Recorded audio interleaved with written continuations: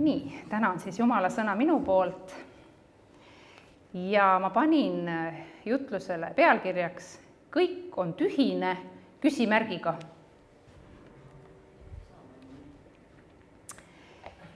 Ja piibel räägib midagi selle kohta, ligemini, mitte piibel jah, aga ühesõnaga vaatame, alustame sellisest raamatust nagu Koguja raamat ja ma loen sulle Koguja 1 ja 1-2.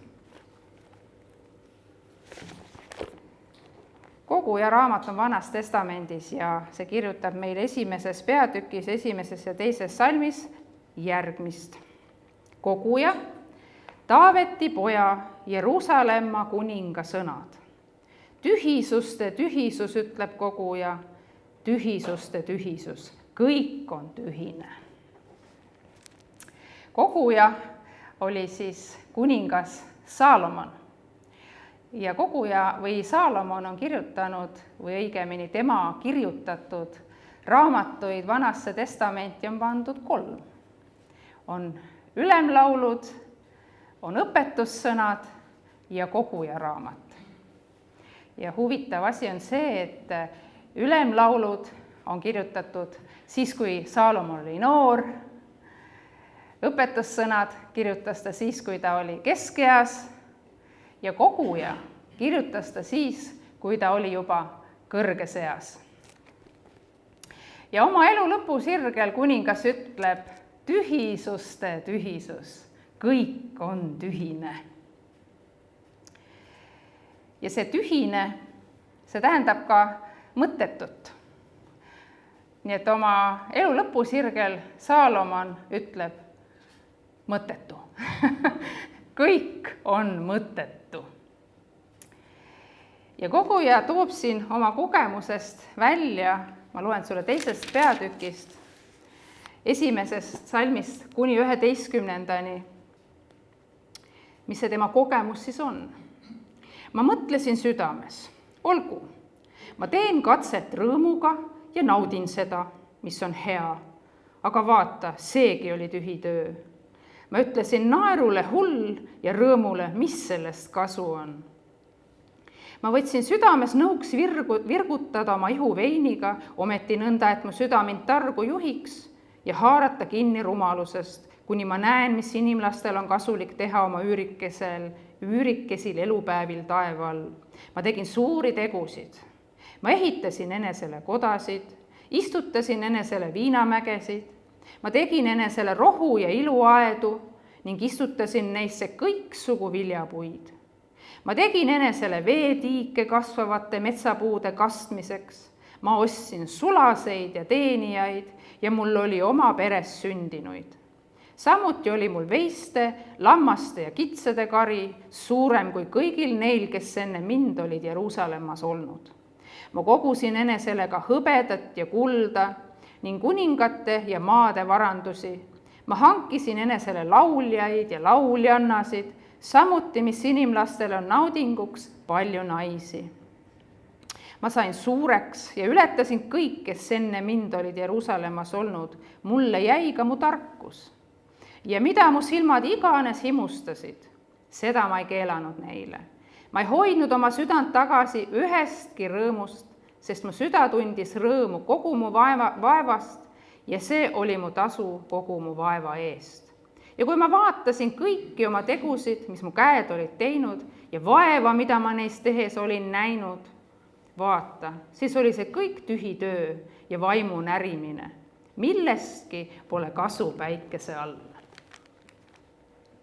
Koguja raamat on, kui mõelda, päris kurb raamat ja tegelikult võib isegi öelda vist, et üks kurvemaid raamatuid piiblis. Ja kuningas oli siis vanaks saanud ja siis ta avastas, et kõik oli mõttetu, tühine. Kuningas Saalomon oli kuningaks saades, tema sai kuningaks pärast oma isa Taavetit ja tema valitses siis 960–920 enne Kristust 40 aastat Iisraeli riiki. Ja see periood, mil Saalomon valitses, oli rahuaeg. ja hinnatakse, et juudi rahvas jõudis sellel ajal enneolematult õitsvale järjele, nii majanduslikult kui kultuuriliselt ja me oleme ka rääkinud, et Saalomon ehitas ka templi. Aga ta tegi midagi, mida ei oleks pidanud tegema. Ja teiste kuningate eeskujul suurendas Saalomon pidevalt oma haaremit. Ja piibel ütleb, et tal oli 700 vürstisoost naist ja 300 liignaist. Ja nüüd tema lemmiknaiste peale käimisel ja mõjutusel hakkas kuningas lõpuks teenima võõraid jumalaid, ebajumalaid. Ja piibel ütleb, et see sündis Saalomoni vanas eas, et ta naised pöörasid tema südame teiste jumalate poole. Ta süda ei olnud siiras jumala,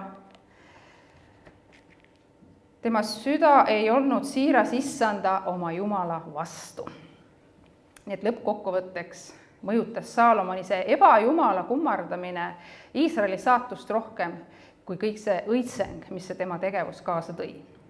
Aga kui me avame nüüd piibli päris esimesest leheküljest, siis sealt me loeme, kuidas meie looja tegutseb, kuidas Jumal või see jumalik kolmainsus universumi lõi. Ja mis sa arvad, mida ta tegi esimesel päeval?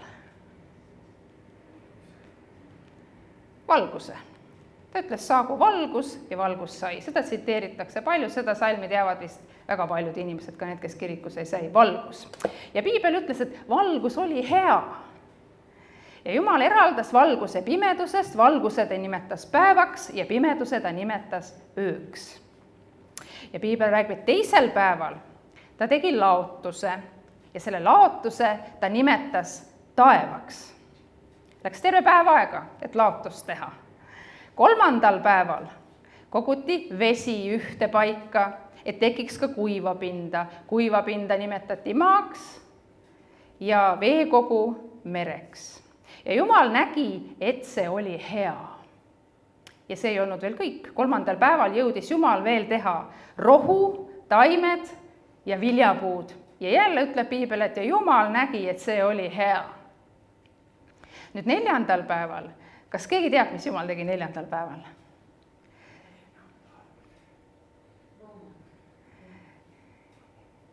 Neljandal päeval ta tegi 2 suurt valgust. Suurema valitsema päeval ja väiksema öösel ja tähed. Nii, 5. päev, jälle töine päev Jumalal, lõi Jumal vette loomad ja õhku linnud.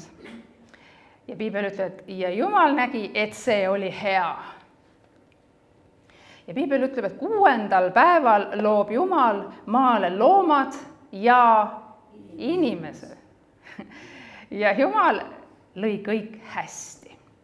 Ja ta andis kõik selle, mis ta lõi inimesele üle. Ja 1. Moosese 1.28 ja sealt edasi ütleb, et ja Jumal õnnistas neid ja Jumal ütles neile, olge viljakad ja teid saagu palju.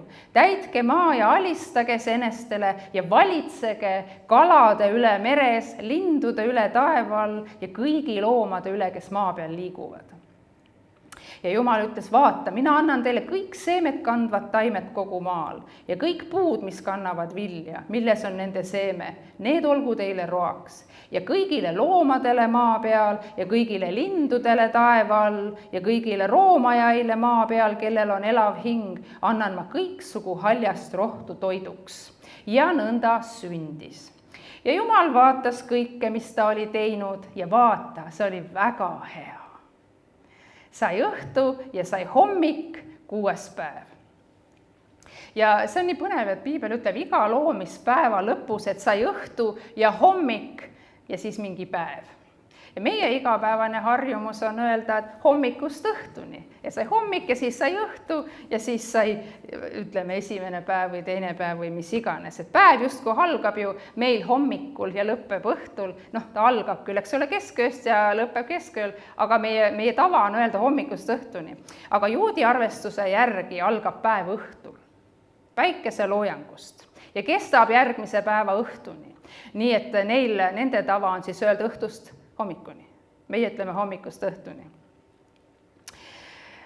ja me lugesime piiblist, et Jumal vaatas kõike, mis ta oli teinud ja see oli väga hea. Kõik see loodus ja loomad, linnud, me vaatame ringi, no on ikka imeline küll.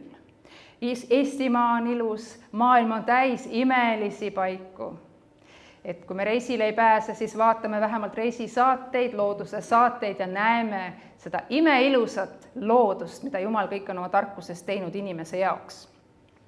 Aga kuidas me siis nüüd loeme sellest samast piiblist, et kõik on tühisuste tühisus, kõik on mõttetu.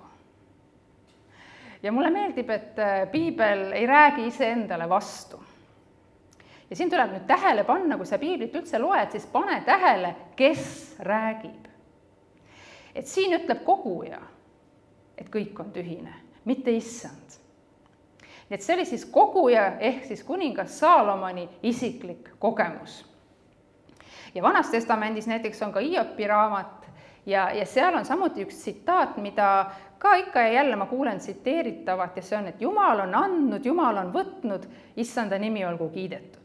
Nii et kui kellelgi läheb midagi hästi ja siis ta läheb halvasti ja siis Jumal andis, Jumal võttis.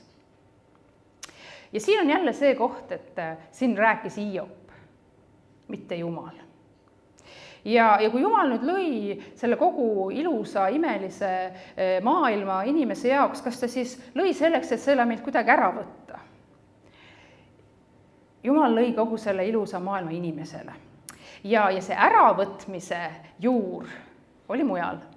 See äravõtmise juur oli see kurat seal maanahas ja lõppeks tegelikult see kõige sügavam juur oli see inimene, kes alistus saatanale. Alistus sellele ahvatlejale, et see oli inimese enda valiku tagajärg. Et Jumal on loonud ühe ilusa maailma ja andis selle inimesele üle ja ütles valitse kalade üle, valitse lindude üle, külva, lõika, täitke maa ja siis tuli ahvatleja ja inimene tegi oma valiku. Nii et ei saa öelda, et Jumal annab, Jumal võtab. Jumal annab. Ma usun, et me kõik usume seda, et saatan on üdini halb. Enamus arvavad seda. Aga usume siis ka seda, et Jumal on üdini hea. Jumal ei saada tornaadosid, et hävitada, Jumal ei korralda sõdasid, Jumal ei loonud sinna Eedeni aeda suurtükiparki või droone, millega hävitada. Jumalas ei ole kübetki halba. Vana-Hiinas on üks selline filosoofia, mis pärineb siis taoismist. Seal on üks mõiste nagu yin ja yang.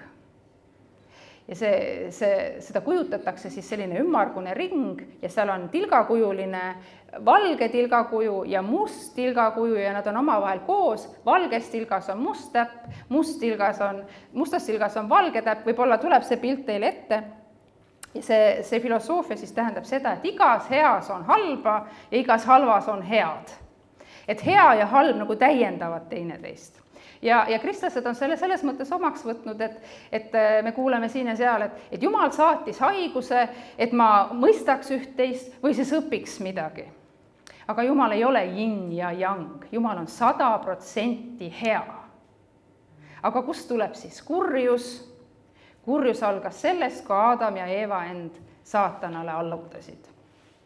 Tead, milline on inimese loomus? Ma kuulsin ühe ägeda näite, või sellise ägeda kirjelduse. See on nii, et kirik on lähedal, aga tee on jääs. Kõrts on kaugel, aga ma lähen ettevaatlikult. Selline on inimese loomus. Ja see on Aadamast ja Eevast peale, kui saatan sai nende üle võimust. Ja saatan oli see, kes tegi patu ja Jumalale vastu hakkamise nii ahvatlevaks. Ja keegi on jälle hästi öelnud, et diplomaatia on oskus inimesi põrgu saata nii, et nad jäävad huviga seda reisi ootama. Ja inimest pigem kisub halva poole kui hea poole, on ju. Pigem kirume kui kiidame, pigem nuriseme kui täname, pigem kõrts kui kirik. Miks Jumal siis lubab sellel kurjusel maailmas valitseda? Jumal andis valitsemise inimesele ja Jumal lubab inimese valitseda. Ta andis selle ülesande inimesele ja ta ei sekku. ja kuna inimene allutas ennast kuradile, siis on ka ju tulemused vastavad. Jumal andis inimesele ülesande valitseda ja inimene, kes on loomult pigem kõrtsi inimene, siis teeb seda valitsemist nii, nagu ta oskab. Kas nüüd kõik on tühine, nagu koguja kogemus ütleb, või kõik on väga hea, nagu Jumal ütleb? Meie elu ei ole tühine, kui meil on prioriteedid paigas. Saalomon, tema prioriteet või tema esikohale pandud asjad olid kaduvad asjad. Ja kui kaduva esikohale panemine, see annabki tühja tunde. Üks on kindel, et me ju vajame seda kaduvat, eks ole, et elada. Mul on vaja telefoni, ma tean küll, et kui ma selle poest ära ostan, juba ta on vana ostmise hetkest, on ju, või arvutiga samamoodi, või auto, ma ostan küll auto, ma tean, et üks päev teda ei ole enam, ta on läbi, ma ikkagi vajan teda, ma ostan teda, me vajame seda kaduvat ja materiaalne iseenesest ju ei ole halb. See annab meie maisele elule kvaliteedi ja see on meie füüsilise eksisteerimise jaoks vajalik. Aga see on kaduv. Isu saab otsa, isu saab täis, nagu Saalomonil sai täis. Ja kui meil ei ole mitte midagi muud kui materiaalne ja kaduv, mis täna on ja homme võib-olla enam ei ole, siis ongi tühine. Ja Saalomon, me lugesime, hakkas veel kummardama, või me ei lugenud, aga me teame seda, et ma ütlen teile, kes ei tea, et hakkas kummardama ebajumalaid ja nüüd siis looja, universum, Jumal kaotas Saalomoni tähelepanust, kaotas Saalomoni elus esikoha ja tähelepanu kaldus tühistele asjadele ja tema süda täitus tänu sellele ka tühjusega. Ja sealt tuleb see tühjus, kui meie fookus on tühised asjad, kaduvad asjad. Ja inimese elu ei ole tühine, kui selles on Jumal. Inimese elu on tühine, kui selles ei ole Jumalat. Ja ütleme, Jumal on ajatu ja kõik see maine, see on selline ajalik, aga kui need ajalik ja ajatu käivad käsikäes, siis me saame elada täisväärtuslikku elu. Ja Jumal, tema tegi ju kõik inimese heaks. Et meie oma kaduvat elu saaks elada nii hästi kui võimalik. Et siis pärast seda tulla sinna kadumatusse ja elada igavesti koos temaga. Aga koguja raamat, see on siis, seal on palju elukogemust ja ühe targa inimese tähelepanekud. See tarkus tuli Jumalalt, sest Saalomon ju palus Jumalalt tarkust ja Jumal andis talle seda ja Jumal andis talle tarkuse rahvast juhtida. Tema tarkus oli nii suur, et seda tuldi üle kogu maailma kuulama. Aga siiski need olid ühe inimese tähelepanekud ja tema siis vaatles inimesi ning jõudis teatud järelduseni, mille sa siis pani ka koguja raamatusse kirja. Aga see ei tähenda sugugi, et Jumal näeb elu samamoodi kui Saalomon. Et Jumal ei näe samamoodi elu kui koguja. Ja seda on väga oluline mõista. Ja piiblis on üldse väga oluline nagu selline üldpilt, öeldakse kontekst. Ja muidugi piibli abil me võime tõestada mis tahes asju, võttes välja mingisuguse tekstijupi, nagu me näiteks lugesime Jumala loomistööst, siis 6. päeval Jumal ütles, et tehkem inimesed. Ja piibel ütleb, et Jumal lõi tema meheks ja naiseks. Ja nüüd järgmises peatükis kirjeldab Jumal siis pikemalt, kuidas ta mehe ja naise lõi. Aga kuna need on nagu eraldi kirjeldatud, siis on sellest tulnud ka selline nagu õpetus, mida ka Eestimaal tegelikult levitatakse, et Jumal lõi 2 naist. Et algul ta lõi siis meheks ja naiseks, läks, kes teab kui kaua aega, milline igavik. Ja siis ta lõi Eeva. Te võib-olla ei ole kuulnud, võib-olla olete kuulnud.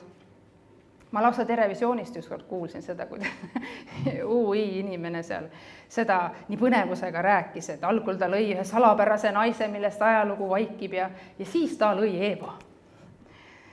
Sest mina tean, kuidas asjad tegelikult on.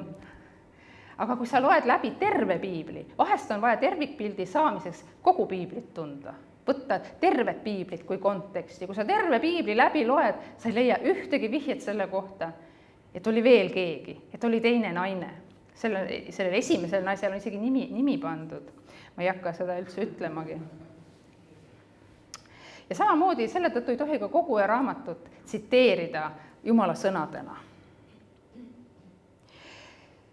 Ja Piibel ütleb hästi, et Jumal lõi tema meheks ja naiseks, algul ta lõi Aadama ja Aadamast võeti Eeva, nii et kui Jumal ütles tehkem inimesed, siis see Aadam oligi inimesed, sest tema sees ju oli ka Eeva, võeti tema küljeluust. Aga miks siis üldse on see Koguja raamat seal Piiblis, kui seal on nii palju sellist inimlikku tarkust? Ükski raamat ei ole Piiblis juhuslikult. Ja see raamat on meile selleks, et meil on siit midagi õppida. Me saame siit Saalomoni vigadest õppida. Koguja raamatus üldiselt ta väljendub see tarkus küll üsna negatiivses vormis, aga siiski on meil sealt väga palju õppida. Mind isiklikult õpetavad just kõige rohkem negatiivsed kogemused. Kui ma näen kedagi midagi tegemas näiteks, ma nii ma küll teha ei taha. Nii ei tohiks küll teha. Ja see on minu jaoks nagu kõige parem õppetund minule. Ja samamoodi me saame õppida siit sellest negatiivsest, mida Saalomon siis oma elu lõpus välja tõi. Ja kui kõik kaduv, siis satub esikohale meie elus, siis ongi see tühi töö ja vaimu närimine, sest kaduvast lihtsalt ei piisa inimesele. Kui keegi on kuulnud sellist nime nagu David Pawson eesti keeles, tema on selline vahva piibli õpetlane ja tema ütles, et Saalomonil oli piiratud nägemine. Et ta oli kõike palju uurinud, aga samas väga vähe näinud. Ja piiratud nägemisega näeb vaid üht osa, mitte tervikut. Ja just selline nägemine oli Saalomonil ja see piiras teda sel viisil, et näiteks tema lemmikfraas oli ma nägin päikese all. Ja siin ma loen sulle mõned salmid sellest, et Koguja 1.3 ütleb, et mis kasu on inimesel kogu oma vaevast, millega ta ennast vaevab päikese all. Koguja 1.9 ütleb, mis on olnud, see saab olema ja mis on tehtud, seda tehakse veel. Ei ole midagi uut päikese all. Ja Koguja 2.18 ja ma vihkasin kogu oma vaeva, mida ma olin näinud päikese all. Sellepärast, et ma pean selle jätma inimesele, kes tuleb pärast mind. Tema nägi vaid seda, mis oli päikese all. ja kui sa kunagi ei tõsta silmi päikesest ülespoole, ja näed vaid seda, mis on päikese all, siis ongi elu poolik. Ja meie elu tundub tühine, kui meie nägemine on piiratud. Ja me näeme ainult seda, mis on päikese all. Aga Piiblis Jumal ütles, et Jumal vaatas kõike, mis ta oli teinud ja vaatas, oli väga hea. Nii et Jumal on loonud maailma ja kogu selle täiuse inimesele nautimiseks. Ja samuti on inimene ka Jumala looming, nagu kõik muu, mida ta siis 6 päevaga tegi. Aga inimene loodi teistest erilisemaks. Kuidas? 1. Moosese 2.7 me saame lugeda, et ja issand Jumal valmistas inimese, kes põrm on mullast ja puhus tema ninasse eluhinguse. Nõnda sai inimene elavaks hingeks. Ja see eluhingus tähendab vaim. See Jumala poolt puhutud eluhingus on see eriline ühenduslüli inimese ja Jumala vahel. Öeldakse ka ju, et inimene on vaimne olend. Ongi nii. Inimene on vaim, hing ja ihu. Ja see eluhingus, mille Jumal inimese ninasse puhus, ongi see vaim. Ja kui see ühendus Jumalaga, seda ei ole või see on katki, siis on inimesel alati millestki puudu. Sest inimesele lihtsalt ei piisa kaduvusest. Ta igatseb midagi enamat. Ma usun, meie kõigi sees on see igatsus olnud millegi enama järele. Mina igatsesin ka sellist nagu midagi tõelist.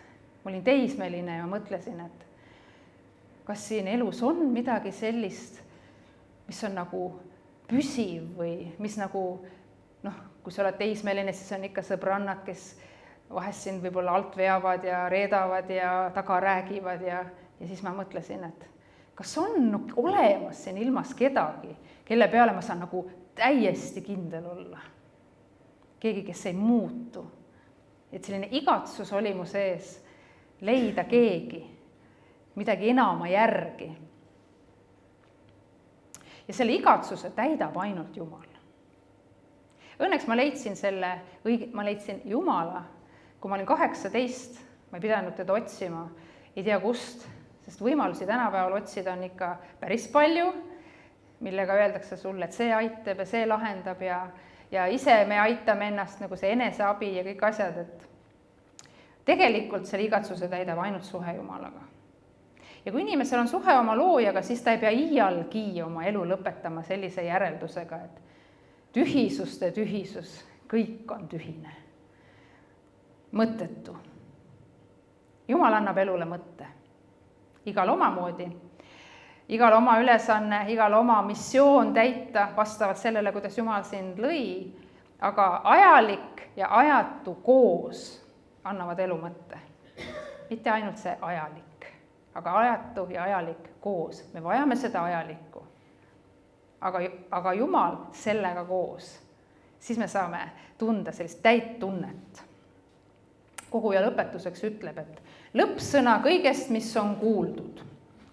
Karda Jumalat ja pea tema käske, sest see on iga inimese kohus. Ja ta ütleb veel, et sest Jumal viib kõik teod kohtusse, mis on iga salajase asja üle, olgu see hea või kuri. Nii et valik, kas siis karta Jumalat või mitte, see on inimese enda käes. Ja inimene võib oma elupäevi lõpetada sellise äratundmisega, et tühisuste tühisus, kõik on tühine, mõttetu. Või vaadata tagasi oma elule ja öelda nii, nagu Jumal ütles, et kõik on väga hea. Ja tehkem siis tarku valikuid, õpime Saalomonist, hoiame oma pilku Jumalal, ärme laseme fookust minna mujale ja siis ei ole meil kunagi vaja oma elu lõpetada nii, et kui mõttetu kõik oli, vaid seda, kui hästi kõik oli. Et Jumal õnnistagu sind ja andku sulle tarkust valikute tegemisel. Aamen.